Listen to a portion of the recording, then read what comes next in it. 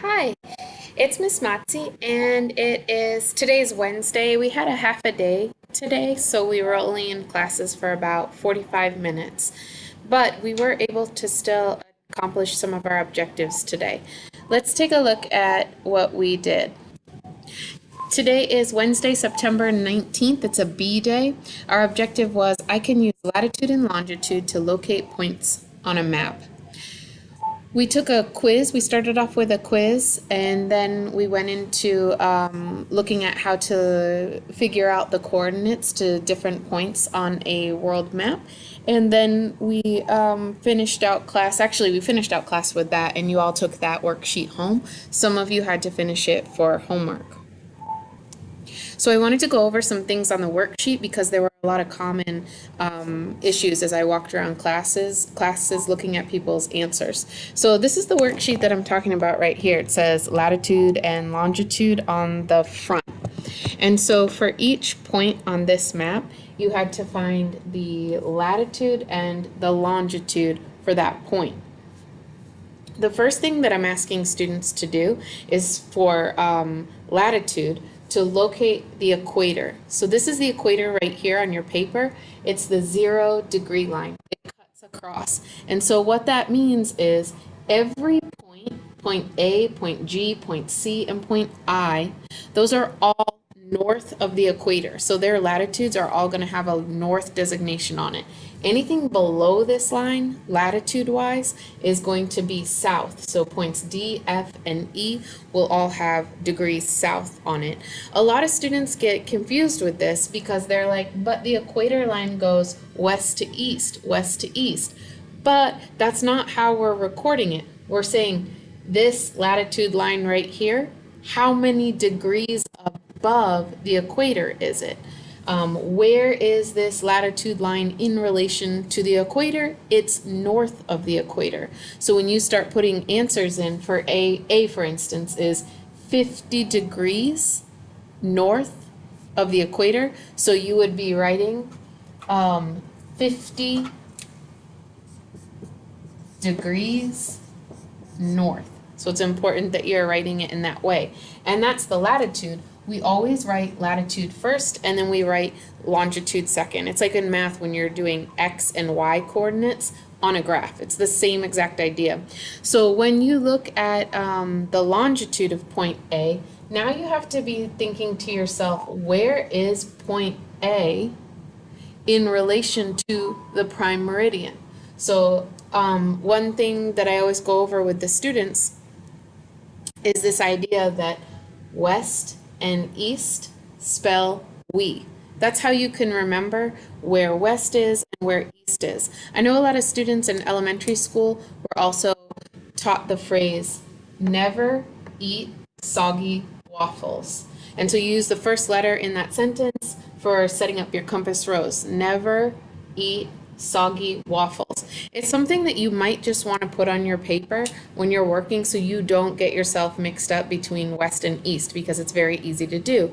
So when you're looking at longitude lines, the long lines that are going up and down, they are going north and south. They're long lines going up and down. But you're thinking in your mind, how many degrees away from the prime meridian is a point? So if it's anywhere on this side, it's going to have a west longitude, and if it's anywhere on this side, it's going to have an east longitude. So when you start thinking in terms of latitude and longitude, well, you know anything above the equator is north, so this is going to have a north latitude. This is going to have a north latitude.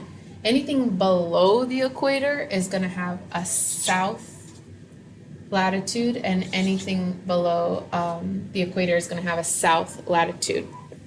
And again, we always report latitude and longitude, latitude first, like that's the X, and then longitude second. That's like the Y, if you want to think in math terms, like X and Y coordinates.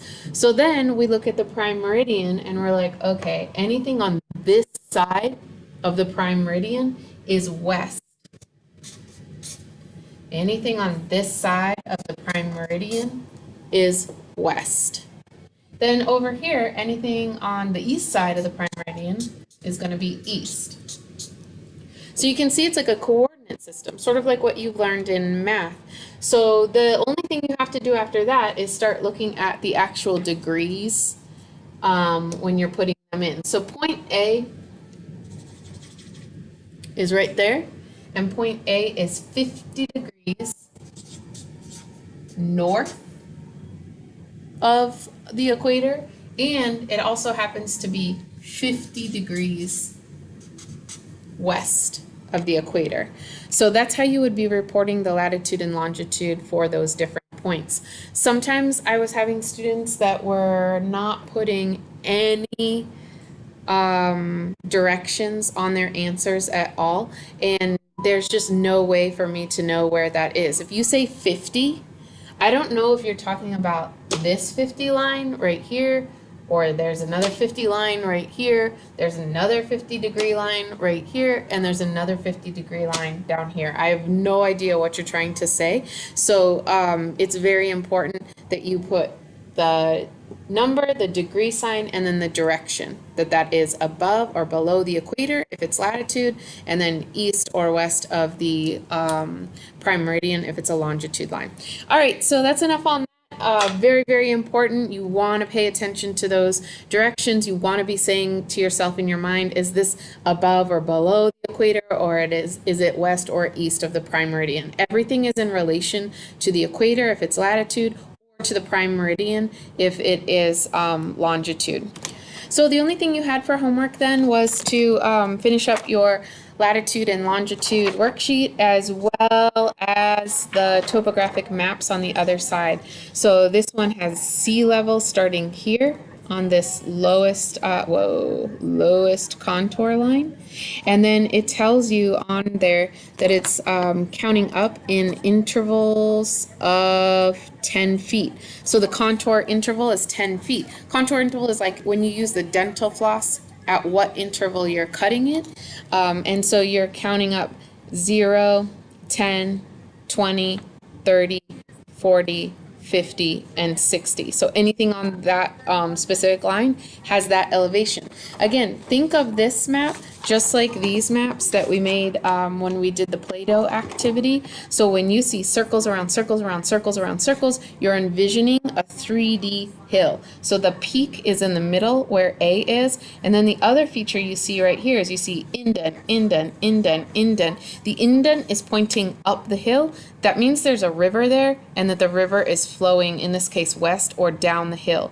So those are the things that you want to think about. And then the other thing is when you start to see these contour lines bunching together, that means you're going up a really steep elevation in a short distance. So you're walking like straight uphill. Whereas if you're here with these really spread out contour lines, that's like a flatter, gentler slope. So those are a couple of things you can look at. Also, take a look at the title here, topographic maps. If you're confused about some of these questions or you don't know what's going on, use your phone, use Google, get on and start Googling topographic maps, contour line, contour interval, sea level, to see what those different things are about. We are going to talk about them in class next time though, so I will also see you on Friday. Have a great afternoon.